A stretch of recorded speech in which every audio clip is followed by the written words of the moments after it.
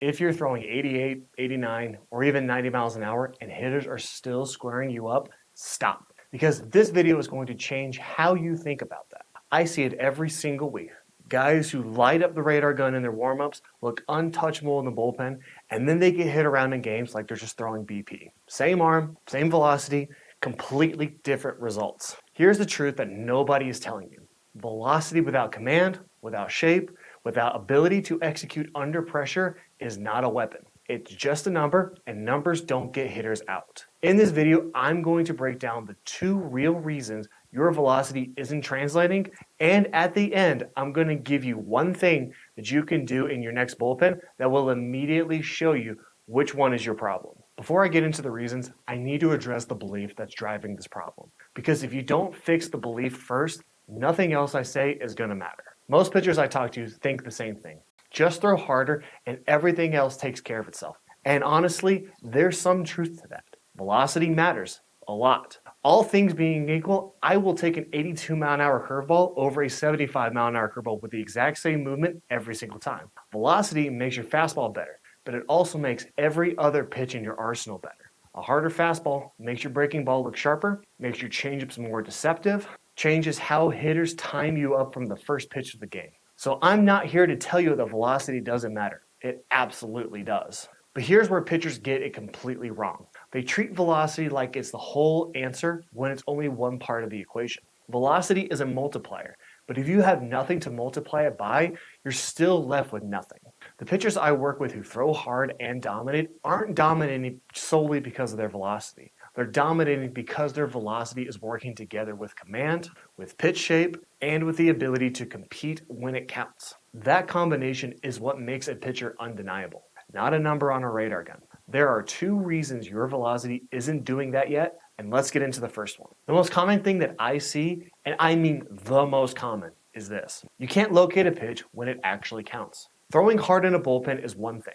Executing at full intent with a catcher who isn't moving, no crowd, no pressure, and nobody in the box, that's a controlled environment. The mound in a real game is completely different. There's a hitter standing there. There's a situation, runners on the bases, a coach in the dugout, a scout behind the backstop. That environment changes everything. And what happens when that pressure goes up? Command goes out the window. Pitchers start aiming. They try to be too fine. Or they go the other direction and just let it go without intention. And they miss by 2 feet in a 2-0 count. Here's what I need you to understand. Velocity without location is a gift to the hitter. A 91 mile an hour fastball over the heart of the plate is much easier to hit than 84 on the edges because the hitter has time to see it, adjust, and drive it. When you throw hard but you can't locate, you're not pitching, you're just throwing. And there's a massive difference between the 2. The fix isn't to slow down. The fix is to train command the right way. Pick a focal point, not a zone, a specific target. The logo on the catcher's chest protector, right between his eyes. One thing, attack it with intent, small target, quiet eyes. Let the catcher move, but your focal point always stays still. That's how command gets built. And here's the thing, reason 2 is actually worse because this one you can't see coming. The second reason is one almost nobody talks about. And it might be costing you more than anything else. Mental and competitive breakdown under pressure. And I'm not talking about nerves. Every pitcher gets nervous. That's normal, that's healthy, and that's your body getting you ready to compete. What I'm talking about is what happens when the game gets big and your mechanics, your intent, and your decision making all fall apart at the same time. Here's exactly what that looks like. First inning, you're rolling, fastball's sharp, you're throwing strikes, and you feel good. Then you give up a hit, maybe you walk a guy, and suddenly everything changes. You start thinking instead of competing. You start trying to make the perfect pitch instead of executing your pitch. You start worrying about the result instead of winning the battle right in front of you. That mental shift is where velocity stops mattering because now you're not throwing with intent, you're throwing with hesitation. And hesitation kills everything. It flattens your fastball, it takes spin off your breaking ball, and it makes you predictable. And hitters will feel it before you do. Pitchers who make velocity work in games are the ones who compete in the same way in the first inning as they do in the 7th with runners on. They've built a competitive process, not just physical skills. They understand that baseball is a war and every pitch is a battle. And their only job is to win the current battle, not the last one, not the next one, this one.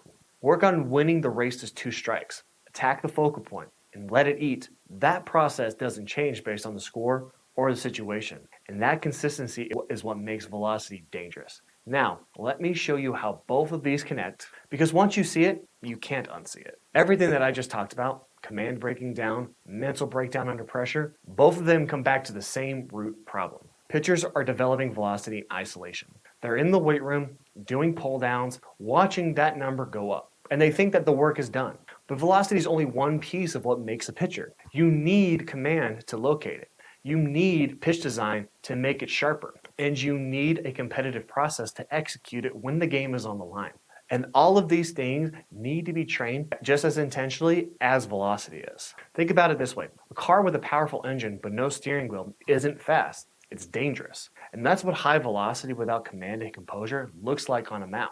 You have the engine, that's real, but the engine isn't the car. What separates pitchers who throw hard from pitchers who actually are hard to hit is not a bigger number. It's a complete system.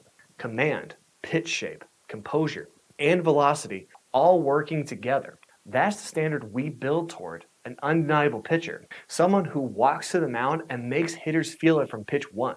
Not because of what the gun says, but because of what they do with it. So here is your homework. Before your next outing or your bullpen session, do this. Pick one focal point, not a zone, a specific target. The logo on the catcher's chest protector, maybe in between his eyes, his belly button, one thing. And for every single pitch in that session, your only job is to attack that focal point with full intent. You don't aim, you don't guide it, you trust your arm and attack. Then, after whatever it is you did, answer 2 questions. Write them down if you have to. 1, did my command feel different when I had a specific target versus when I was just throwing to a zone?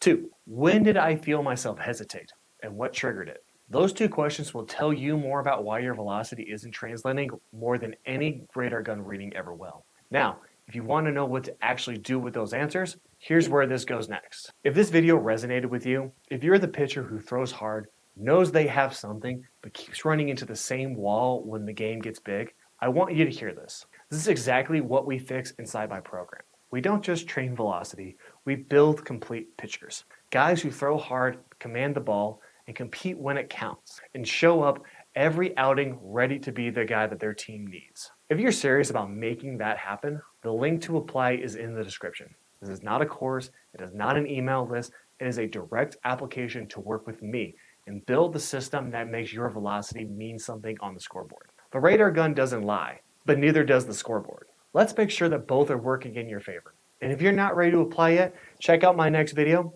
and I'll see you next time.